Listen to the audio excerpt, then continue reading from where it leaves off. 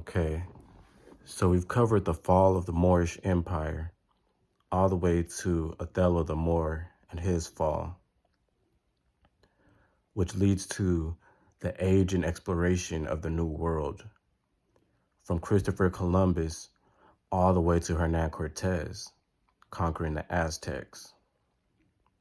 So now this leads for the age of exploration of the New World, of the Americas, okay? Which ultimately leads to the founding of the first American colony in Jamestown, Virginia. Now, this Virginia colony, they're surrounded by the Iroquois Confederacy.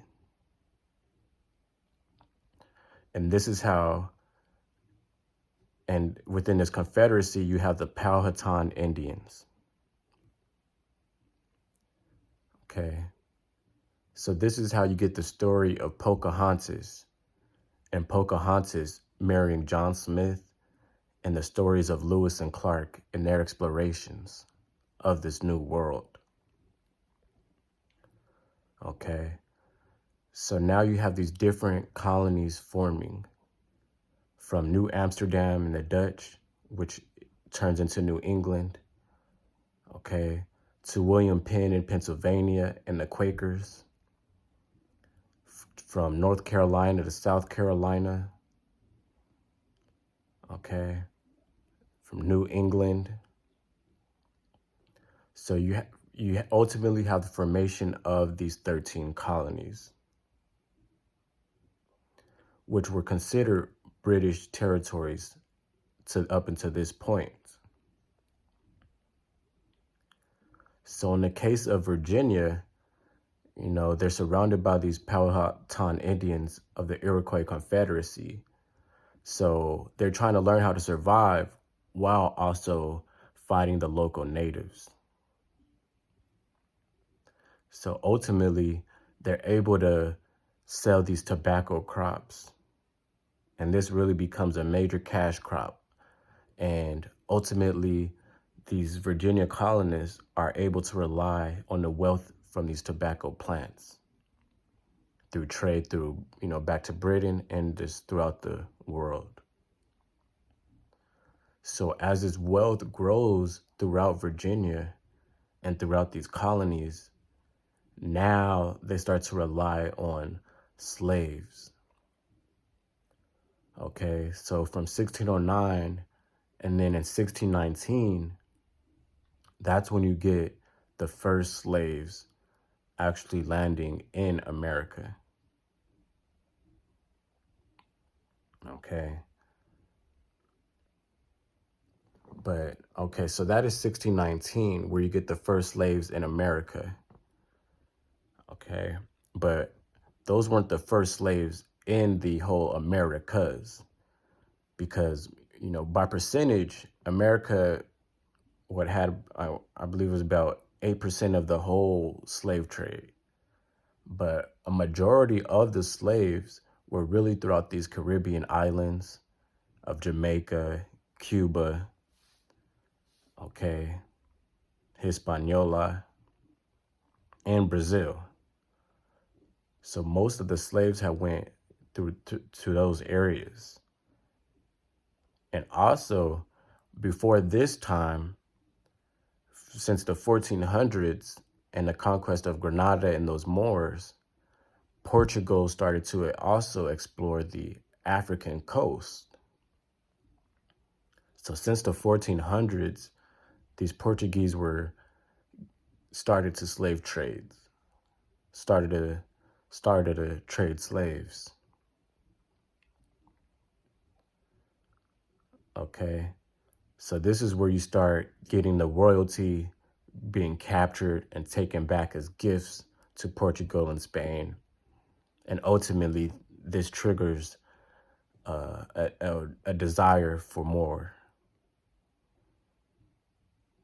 And this is how the transatlantic slave trade really begins. Okay. So now we're going to fast forward back into the 13 colonies. And, we see the fall of the Aztec Empire.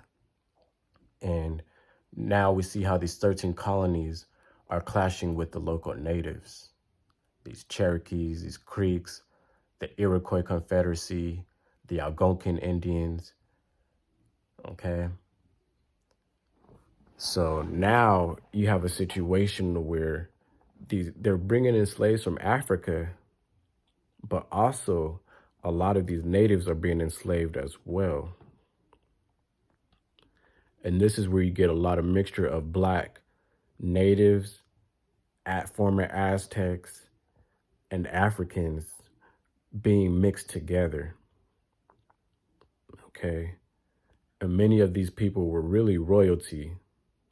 Many of these were former Moors, former Aztecs, former natives, okay? But really, these colonists are, in order to really make a slave, you have to strip their identity. So this is where you get the stripping of these identities. Because, you're bringing these Africans over that still remember their tribes, their native land. So it's very, very hard to subdue them, especially without rebellion. Okay? You're trying to, turn these native Indians into slaves, but they still remember who they are, so they're rebelling. Okay? So this is where you get the stripping of royalty, these Moors and different Africans, and the stripping of their identity over the time of these colonization period. Okay. This is what leads up to the story of these Dahomey Amazons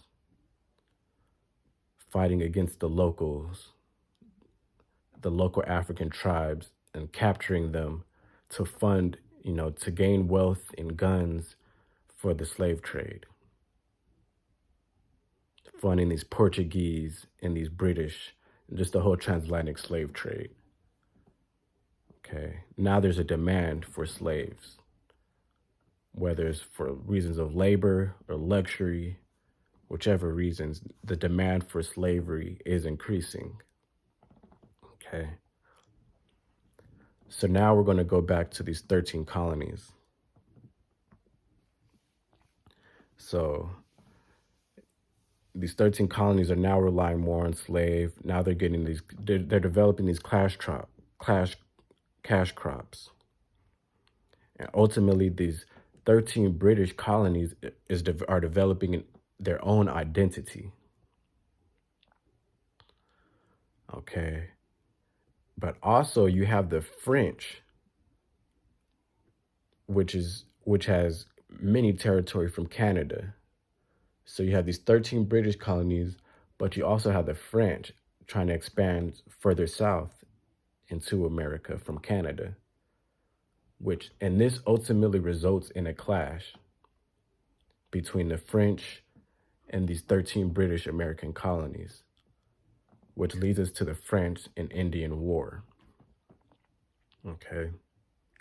So on both sides of this war between the French and these British American colonies, they both have been trading with the natives for years now. Okay.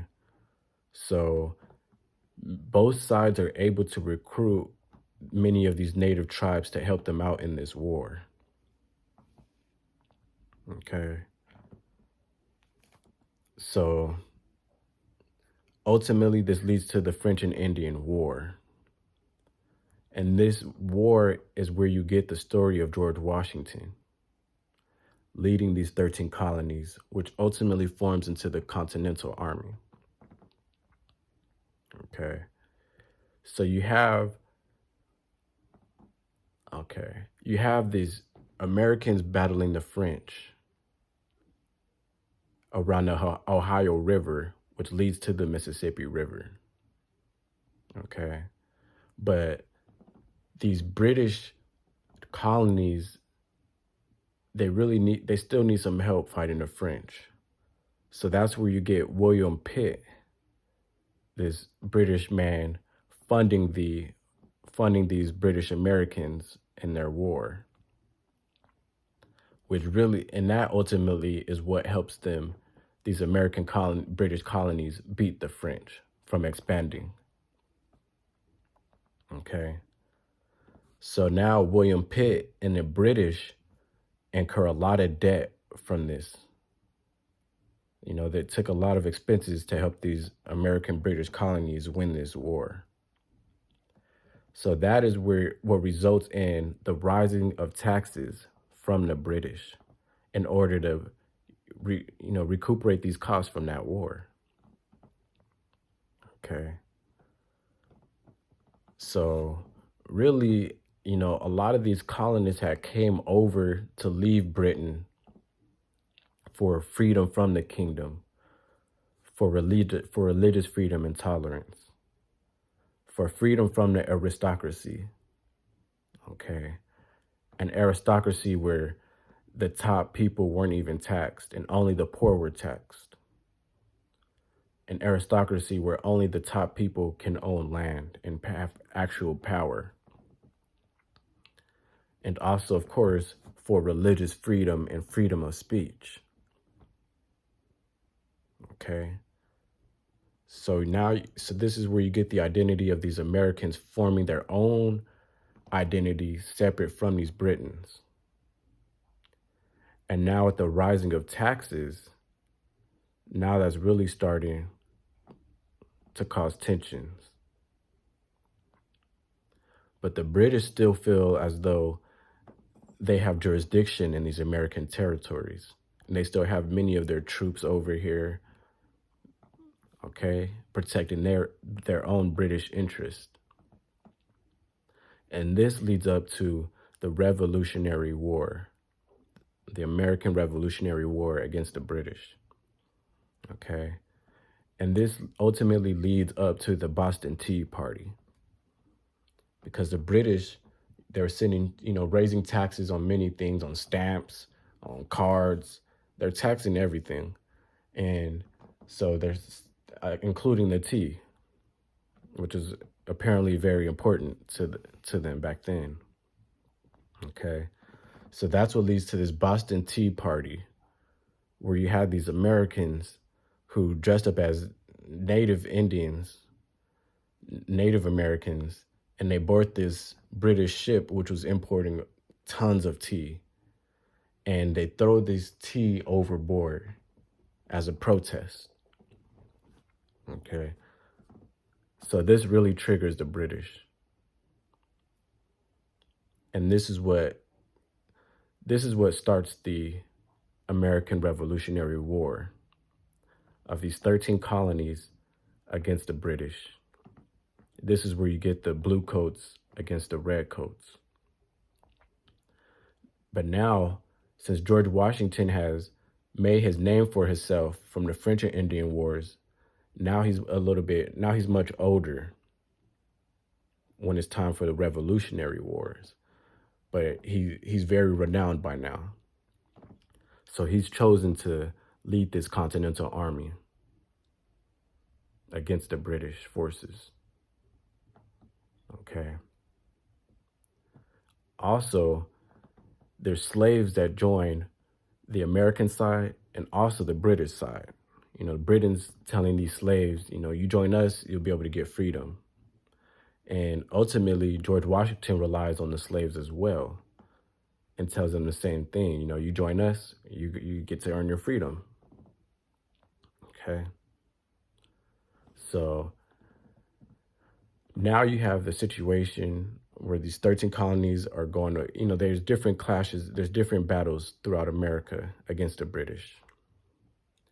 Okay. But British has always been known for their massive and powerful navy.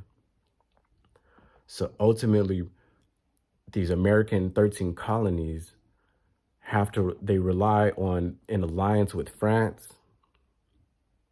and Spain. Okay. So France and Spain help out help out George Washington and these Americans with naval support and also military support, infantry support. So this help from the French and the Spanish is really helps the Americans out and really drives the British back, to their own homeland, to their own empire. Okay. So now this leads up to the Declaration of Independence and July 4th, 1776. Okay. Which ultimately leads to the Articles of Confederation, which then leads to the Constitution. Okay. So this Declaration of Independence, where, these truths are self-evident that all men are created equal. Okay. So now these 13 colonies are finally American. This is how you get the flag with the 13 stars, representing the 13 colonies, which is very similar to the 12 and 13 tribes of Israel. Okay. But that's more into the conspiratorial side of things. Okay. But either way, now you have this American colonies forming into their own country, rebelling against the King of Britain, the royal aristocracy, the king, the kingdom. Okay. And like I said, France had helped America out throughout this whole time. So now France has seized that, oh wow, these Americans that turn against their kingdom and, form their own country and government. So now this American Revolutionary War leads the French to do the same thing. And this is how you get the France Revolutionary War, where France turns against their own, rebels against their king and aristocracy. And this ultimately leads to Napoleon Bonaparte, where Napoleon becomes consul, emperor of France. Okay? So now we get the American Revolution and the French Revolution. So now this really brews up an age of revolution. How these Americans incite the French, and now the power is coming from these kings down to the middle class, the wealth in the middle class, to where everybody's now supposed to be at least considered equal, even though these colonies rely on slaves. So now we're getting the forming of America and its expansion west. And also, you just get the growing of the American identity, but also the slave identity, okay? The Sojourner Truths, the Harriet Tubmans, okay? Which leads to, the story of the Amistad. Many of the, the Nat Turner Rebellion, okay? So now that we have the formation of these colonies into a country now, we now enter the age of revolution and expansion.